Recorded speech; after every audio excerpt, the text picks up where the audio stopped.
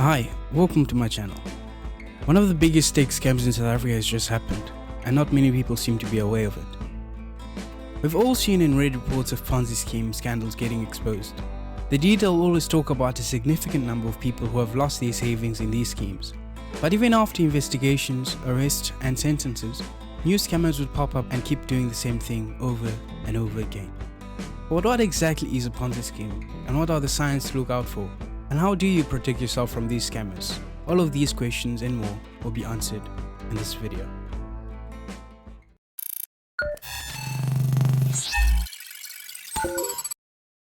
At its core, a Ponzi scheme is an investment fraud. The scheme promises high and sometimes quick returns to its investors, but in reality it's just paying off existing investors with funds collected from new investors who have also been fooled by the promise of quick cash. Ponzi scheme use money from their new investors to pay off their old investors whilst taking a cut for themselves. Since there is no actual service being provided, Ponzi schemes rely heavily on the income of new investors to pay off the old investor. As you can imagine, this sort of business usually is not sustainable for a long time, and it usually fails due to the growing difficulty in finding new investors over time. This will generally lead to the collapse of the scheme, and as a result, the people behind it will walk away with thousands of rands or dollars. The people who are responsible for this sort of schemes heavily rely on social engineering skills in order to attract new investors, and in the beginning pay off these investors what they had initially promised, so as to entice the investor into spending more money into the scheme. Then, when the scammer feels as if they've got enough money, or that someone's catching up to their scheme, they disappear without a trace, leaving their victim traumatized and in debt. So, with all of these information, how does the Solar First scam fit into the picture?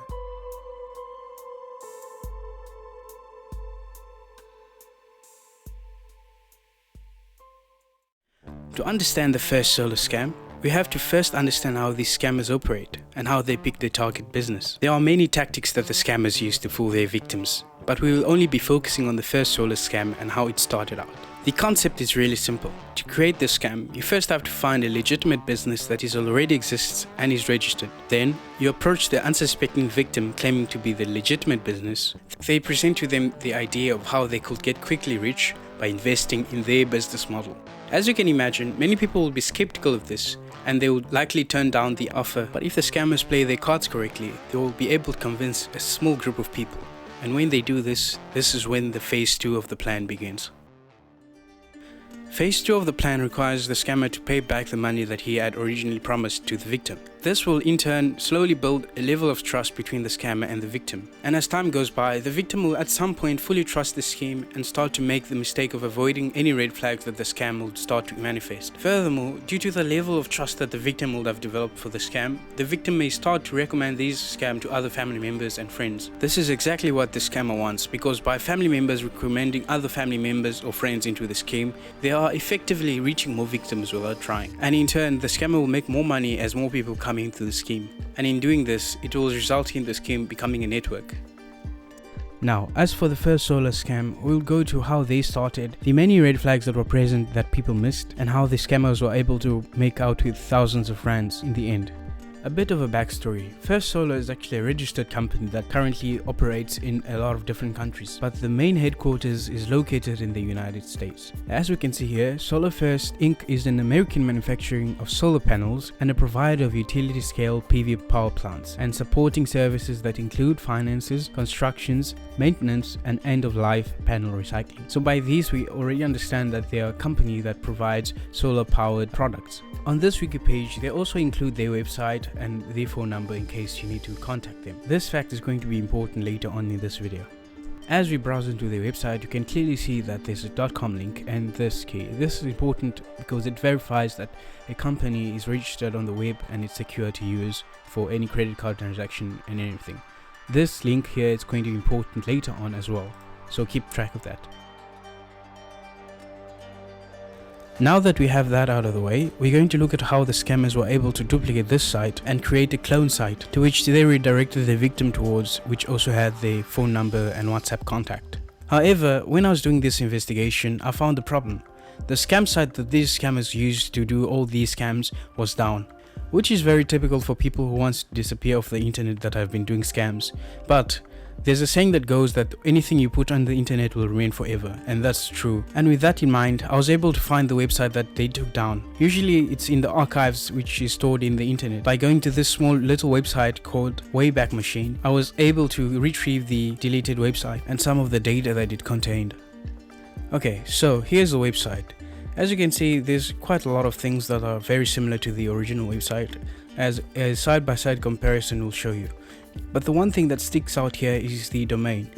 The original says firstsolar.com and this one says firstsolarza.com, which is really a red flag that you have to look out for. Usually what you want to do is double check the company and the domain name. And if you can, try to contact this company to verify whether this is a legitimate business or not. Okay, back to First Solar.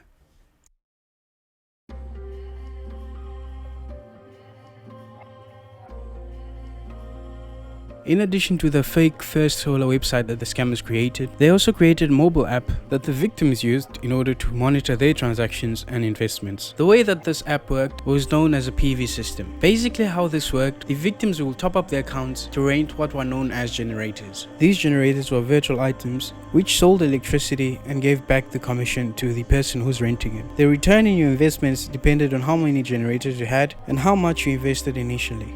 In addition to this, the scammers also gave a person or a participant in this scheme a brochure on how much money they could expect to earn as a return to their investments. The higher your investments, the higher your returns. As an example, if a new recruit wanted to become or join this part of Solar First, they were given this template. This template basically shows everything they needed to know about the scheme. It had these PVs. These PVs were basically known as generators, and you could rent the type of generator, and the higher up you go, or the higher up the PV you went, the more expensive the generator and the more money you'll make.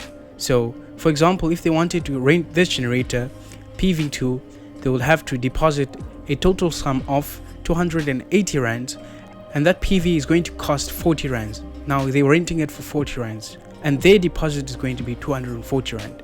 That 240 rands is going to go towards how much money they make per electricity per month.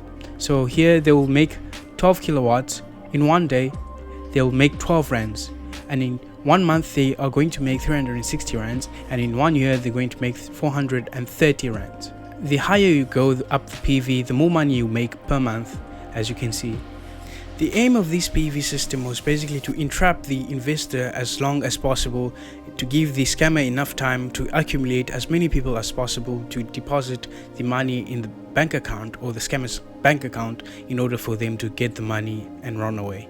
In addition to the scam First Solar application, First Solar scammers also had a WhatsApp group to which all First Solar members were added to. This WhatsApp group served as a false customer service and customer care group, but in reality this was just a group created by the scammers in order for them to monitor their victims and whether some of their victims were catching on to their trap. This WhatsApp group in actuality served as an early warning signal in the case where something went wrong, because the scammers knew that if something went wrong or someone was catching up to their plans, the members of the group will probably ask questions in the group, and thus it will alert the scammers, and this will in turn give the scammers enough time to pack up and leave. Okay guys, thank you for watching this video. Like and subscribe for part 2, where I'm going to talk about how the scammers were able to get the money and run away without anyone noticing and detecting them. And I'm going to see if I can do some investigation work to find out who the scammers behind this particular scam is. So it's probably going to be an interesting episode, but I'm only going to do it if I see if this video is worth doing, if the next video is worth doing. So it all depends on how many people like the video and how many people subscribe. So better subscribe if you want to see the next one. And without further ado, we'll see you in the next video. Peace.